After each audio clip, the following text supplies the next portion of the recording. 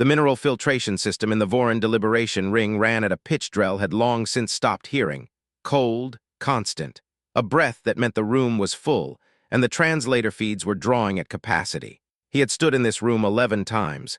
He had read the decree each time. He had never once lost.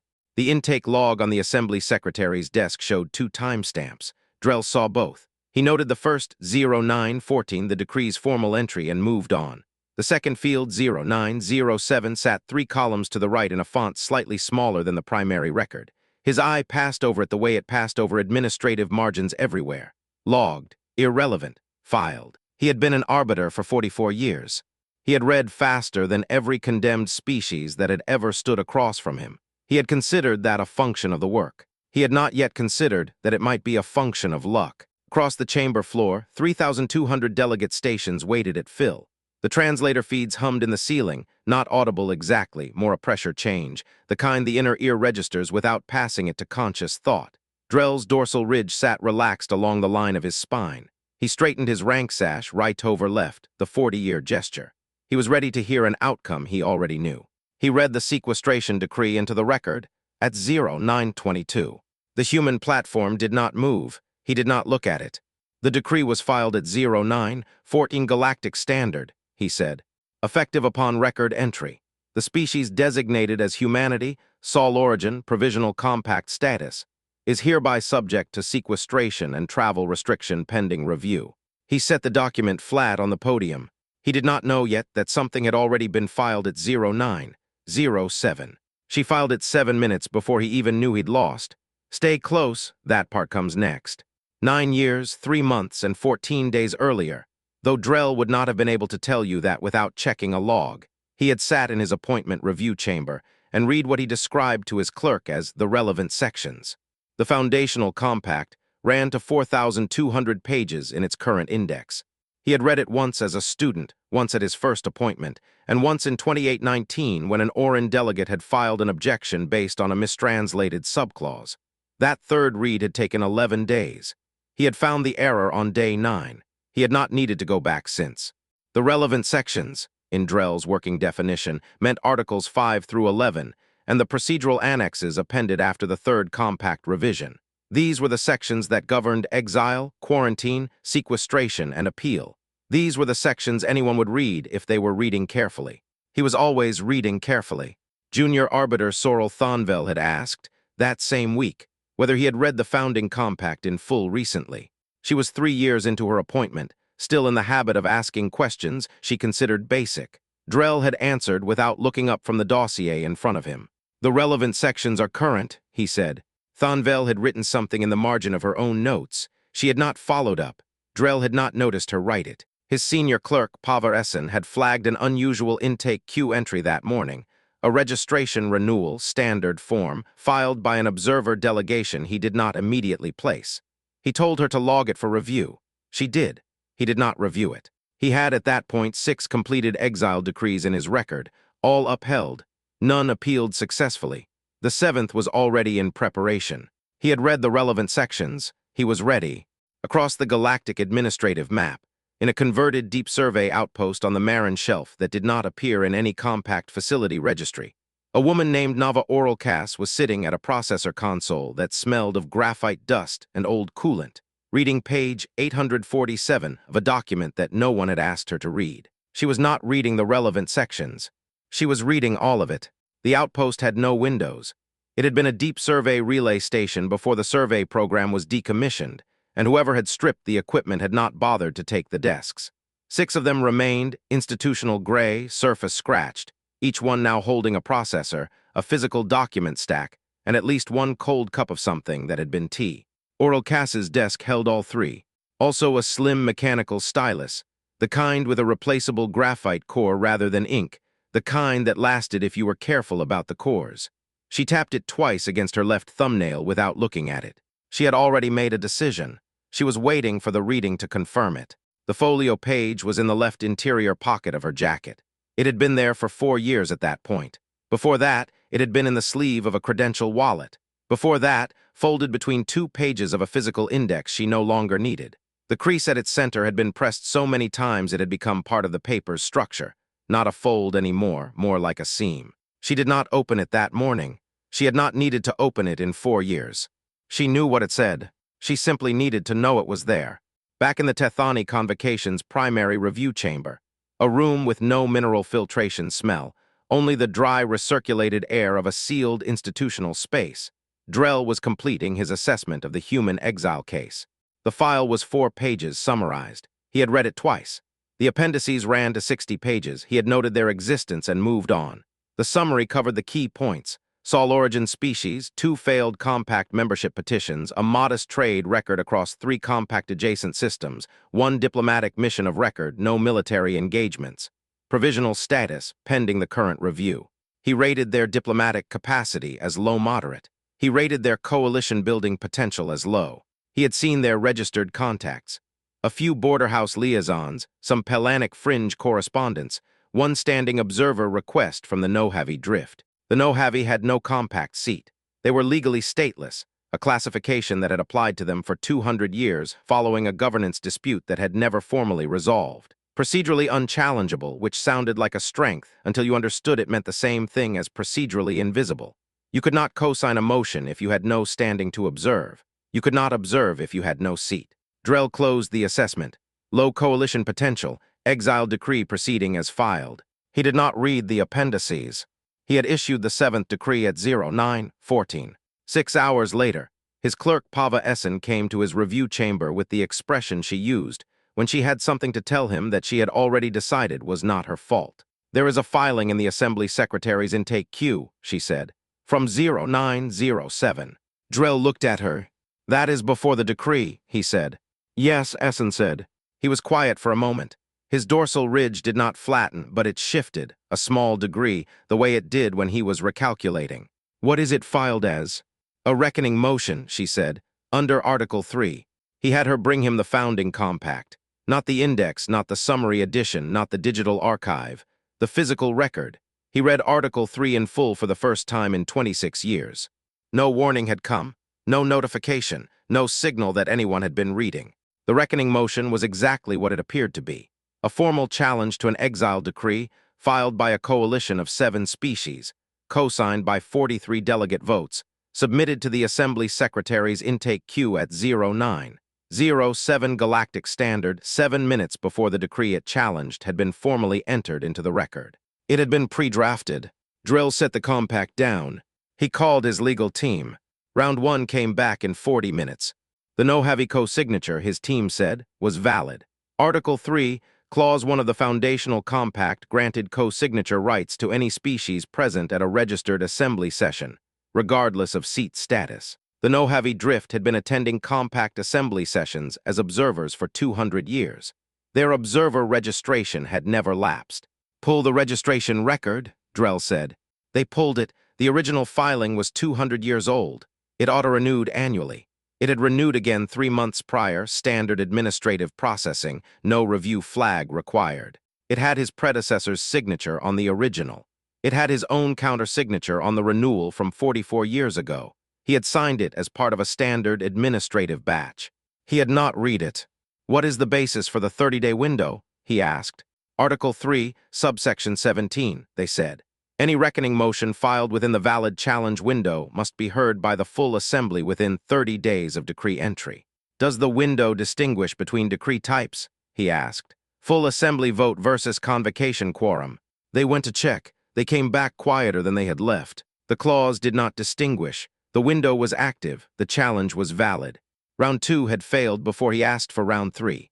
Drell stopped. He stood at his review chamber window, which looked out onto a maintenance corridor, not a view. The convocation's administrative wing had no views and poured water from the decanter on the side table. He did it slowly. The water was cold from sitting. He did not drink it. He thought about the appendices he had not read. He asked for round 3. Coalition legitimacy. 3 of the 7 co-signing species lacked sufficient diplomatic standing for a reckoning motion at this tier. His team checked the standing registry. All 3 held provisional standing delegate status, registered in a session 140 years prior, auto-renewing unless formally challenged. No challenge had ever been filed. Their registration was current. Round 3 failed. Scope limitation. The 47-case overreach dossier attached as supporting evidence should be excluded as extraneous material. His team reviewed the motion's filing structure. The dossier had been entered under Article 7, Clause 4, Subsection 9's provision for full record of standing. It was not extraneous. It was, under the compact's own language, required. Round 4 failed. Delay petition, a 15-day procedural review period before the Assembly convened. The Secretariat reviewed the request and denied it. Article 3, Subsection 17 required convening within 30 days. The window was already at 29 days. A 15-day delay would compress the remaining window below the required 10 working-day minimum. The petition was denied on the compact's own scheduling provisions. Round 5 failed. Drill sat down. No challenge had held. No countermove had found ground. No mechanism existed, none that he had tried, none that his team had found, that could delay or redirect a reckoning motion properly filed, properly co-signed, and properly submitted before the decree it challenged had even entered the record. He asked for the physical archive, not the digital version. The physical founding compact, sub-basement level 3 of the Accord archive, the undigitized copies, the ones sealed in mineral-treated cases, the originals from the first compact session. He signed the access log himself. The archivist on duty noted the time, 03:14. She noted that he was the first sitting arbiter to request the physical founding compact in 11 years. He read through the night. Article 3, subsection 17 was not buried. It was not hidden. It sat on page 214 of the founding document, in the same section as the articles anyone with procedural training would recognize. The reason no one had cited it in 340 years was not that it was obscure. It was that no one had ever successfully filed the reckoning motion it governed. There was no precedent. There was no reason to look at the clause that predicated the mechanism. Until someone had a reason. The clause had been written by a session chaired by Drell's own predecessor, Arbiter Colpethon, 47 years before Drell's appointment. It had been written, his predecessor's notes made clear, to prevent a specific kind of abuse. A sitting convocation body issuing exiled decrees without full assembly accountability, then denying appeal on procedural grounds. The clause had been designed to make that impossible. The convocation had written the rule that made the convocation answerable. Drell read it 3 times. In the 44 years since his appointment, no one had filed a reckoning motion against a Tethani exile decree. It had seemed like a measure of their record's strength. He was beginning to understand it had been a measure of luck. He read Oral Cass's registration file for the first time the next morning in full, not the 4-page summary, all of it including the 60 pages of appendices. Director Marin Shelf Observatory Post, listed specialty, Treaty Compliance Review. The outpost had no compact facility registration. It had no registered staff count. It had no official designation. It did not appear in any compact infrastructure log. For 9 years, it had not existed legally, administratively, procedurally. For 9 years, a 6-person team with no compact recognition and no registered presence had been reading the founding compact. All of it, not the relevant sections, all 4,200 pages, cross-referenced against 340 years of convocation session transcripts.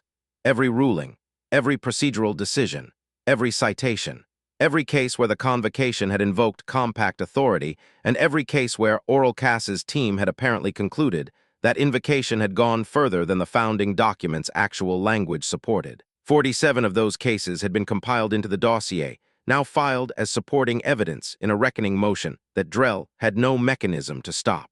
He set the file down. He was quiet for a long time. His clerk appeared in the doorway. He did not look at her. "The 47 cases in the dossier," he said. "Pull the originals." She was gone for 2 hours. When she came back, she set the printout on his desk without comment. Her expression said what it always said. When she had something to tell him that she had already decided was not her fault. Every case was Tethani. Every citation was from a convocation session transcript. Every entry had been made by a Tethani arbiter, digitized, archived, unedited, sitting in the compact's own record system for decades. 6 of the 47 were in Drell's own handwriting. He had written the cases. He had filed them. He had entered them as procedural precedent. He had done it correctly in his considered view within the scope of his authority. He had simply never considered that someone might read them as a pattern rather than a record. Outside the Tethani administrative wing, in the Pelanic Transit Ring 4 where the coalition had assembled over the previous 48 hours, Director Nava Oralcass was drinking something from a cup that had gone cold. She did not appear to notice. Her team was completing the final review of the assembly session filing order. the sequence in which documents would enter the record, timed to the minute, designed so that each piece landed before the convocation could mount a procedural response to the previous one. She tapped her stylus twice against her left thumbnail. She had already made every decision there was to make. Now she was waiting for the room to catch up. The folio page was in her jacket pocket. She did not check it. She had not needed to check it in 4 years. She knew what it said. She simply needed, as she always had, to know it was there. The Pelanic transit ring smelled of recycled air and cold metal, and Oral Cass had been in it for 19 hours. She did not look tired. Drell would think about that later, how she had sat at the end of a transit bench with a cold cup and a processor, surrounded by delegates from 7 species who had never shared a room before, and looked like someone waiting for a scheduled appointment rather than someone who had spent 9 years building toward a single morning. He had pulled her full file. He was looking at it now. The team at Marin Shelf had no names in any compact registry, no staff count, no facility designation. 6 people, a set of processors, and 9 years of physical document review in a converted outpost that the compact's infrastructure logs had categorized as decommissioned. The team had filed a single registration update every year, standard observer renewal, the kind that processed automatically, the kind no one read. They had been invisible on purpose, not hiding, not concealed, simply registered in a category that no sitting arbiter thought to check because the category contained nothing that had ever mattered before. Oral Cass had spent 3 years as a compliance analyst before her reassignment. She had reviewed 200 treaty submissions. She had flagged 47 procedural irregularities in that window, all of them resolved without formal action. She had then applied for a deep review reassignment to a post with no compact recognition, no staff support beyond her own team, and no defined mandate. The application had been approved by a mid-level administrative processor. Auto-routed. No review flag required. Drell set the file down. He had 12 hours before the assembly session opened. He spent 7 of them reading. The physical founding compact had not been opened in 11 years. The mineral-treated case that held it had a seal log on the inside cover, date, arbiter name, purpose of access.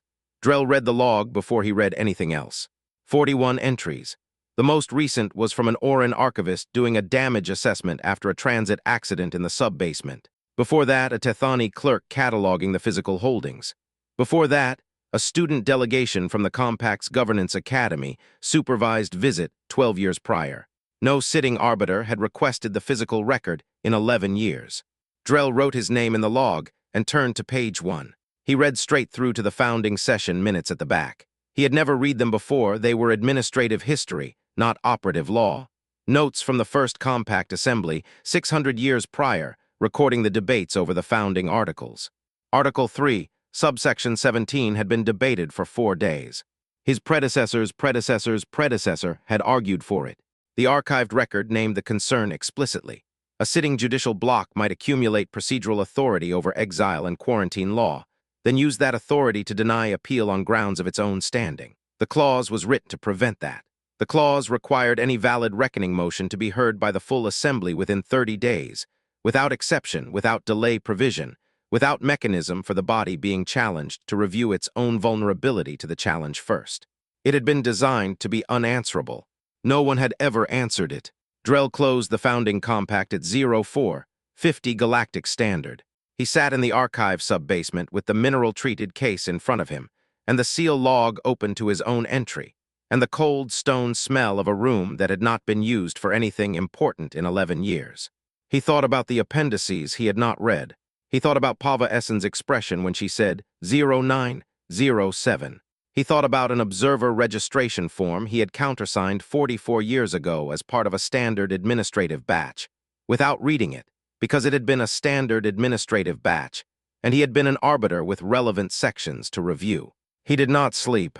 At 0700, he dressed, straightened his rank sash, and went to the Voran deliberation ring. The chamber was already filling when he arrived. 3,200 delegate stations. The mineral filtration system ran at capacity draw, that cold, constant breath he had stopped hearing 11 years into his appointment. It was louder today, or he was hearing it differently. He could not tell which. He took his place at the convocation table. His 3 most senior arbiters sat beside him. His clerk Pava Essen positioned herself 1 step behind his left shoulder, which was where she always stood, which meant she had either not processed the magnitude of what was about to happen or had processed it completely and chosen professionalism. He suspected the latter. Across the chamber floor, the coalition delegates were finding their stations.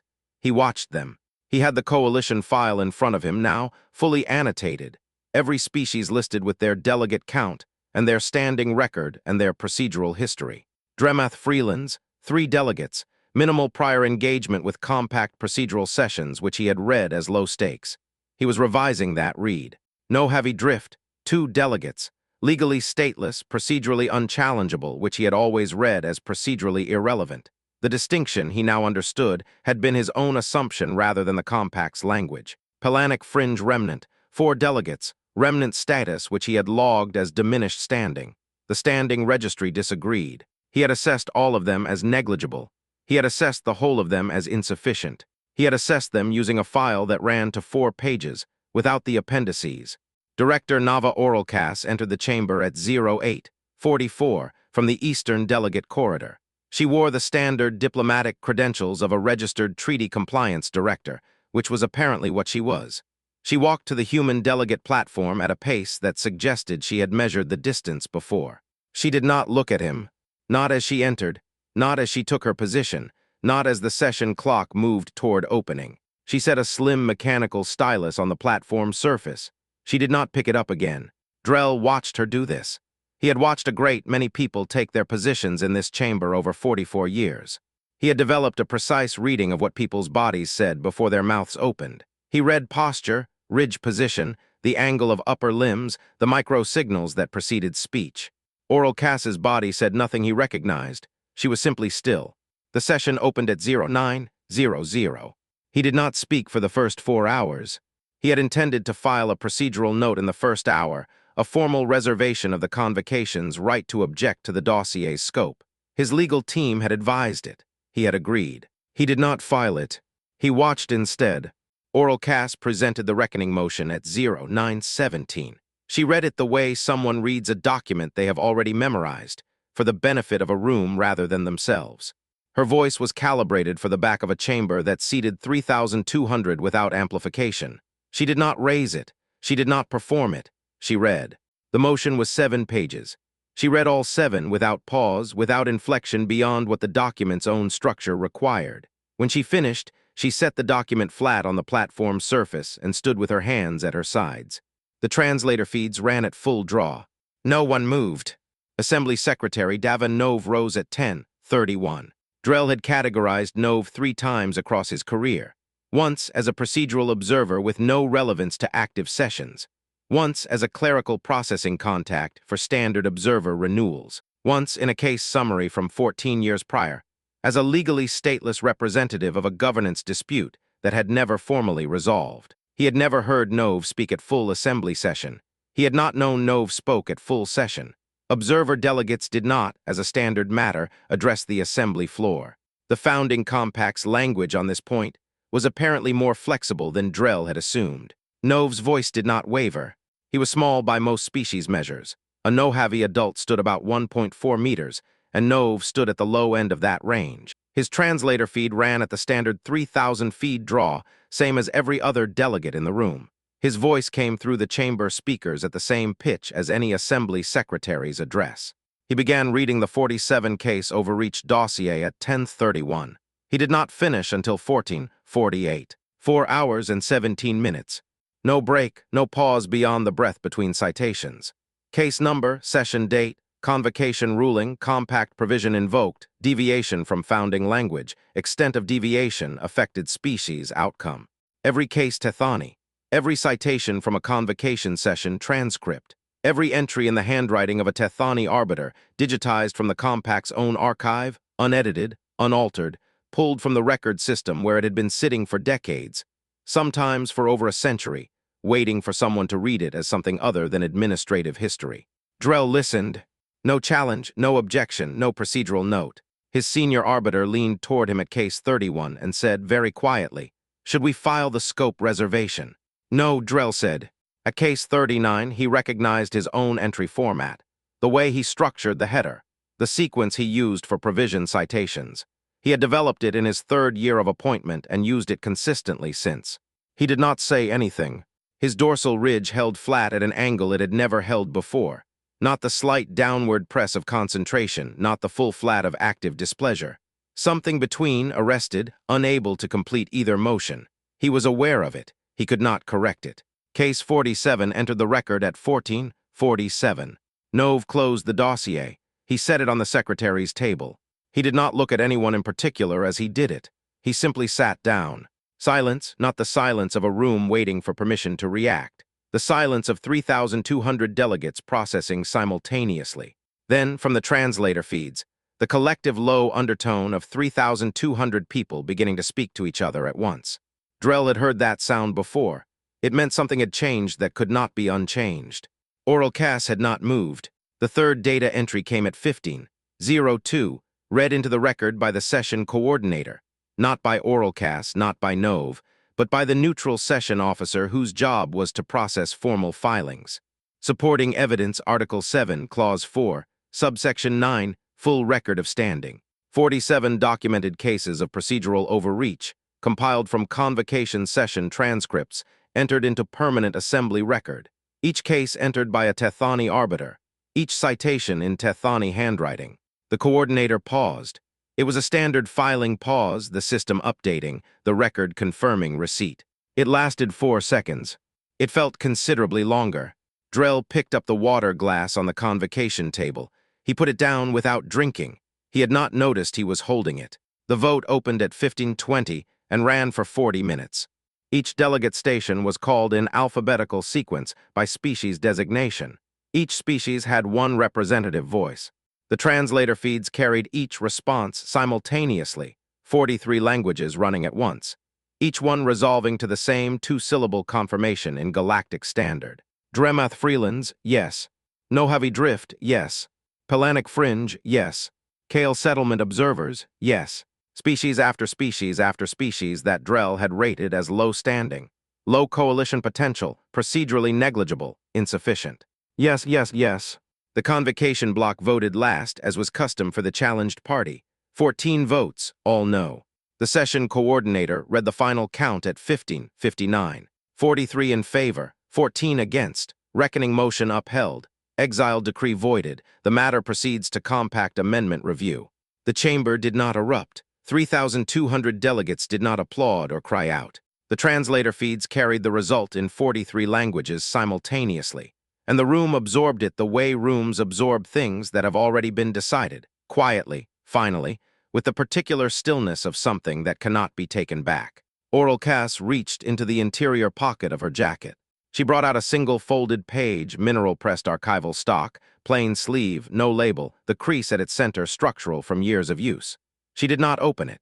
She set it on the assembly secretary's table, face down, sleeve removed, and she did not pick it up again. It had finished being hers. Drell watched her do this. He did not know what the page was. He would find out later, from the session record, from the filing index, from the moment someone on his legal team ran the cross-reference, that it was a single-sentence extract from Article 7, Clause 4, Subsection 9, printed on mineral-pressed archival stock, dated 9 years and 4 months before the session. He had written that clause, not personally, institutionally. The convocation had written it in a session he had chaired to give the compact's exile procedures a formal record provision. He had intended it as a mechanism for the convocation's own documentation. She had read it as a door.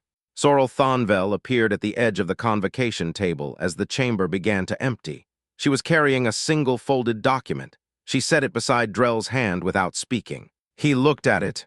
It was an observer registration renewal notice.